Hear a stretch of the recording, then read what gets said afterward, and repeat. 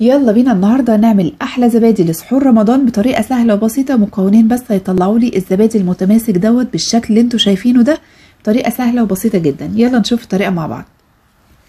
اول حاجه عندي لتر لبن غليته كويس على النار، بعد كده سبته يبرد خالص خالص يكون دافي.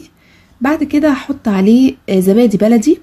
اهم حاجه في وصفه الزبادي ان اللبن يكون بلدي والزبادي تكون بلدي، هنطلع باحلى نتيجه. هعمله بقى بالهاند بلندر او الخلاط. اهم حاجه ان الزبادي ما يكونش فيه اللبن ما يكونش فيه اي كتل من الزبادي، والزبادي تدوب كويس جدا في اللبن. هجهز بقى صينيه معايا فيها طواجن فخار واطباق ازاز. الكميه دي اللي هي الكيلو مع علبه الزبادي هيعمل معايا 8 كوبايات صغيرين، او طاجنين فخار وطبقين ازاز زي ما انتوا هتشوفوا دلوقتي. الزبادي في الفخار بتبقى احلى كتير عن العاديه. وفي الصينيه دي هحط ميه مغليه وهغطيها بفوطه نظيفه عندي، وكمان الفرن سخنته وطفيته. هحط الصينيه بالميه بتاعتها بالفوطه في الفرن لمده 8 ساعات. بعد كده هطلعها احطها في التلاجة وهتطلع بالشكل اللي انتوا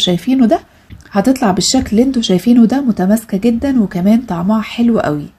جربوها وقولوا لي ايه رايكم. كل سنه وانتوا طيبين.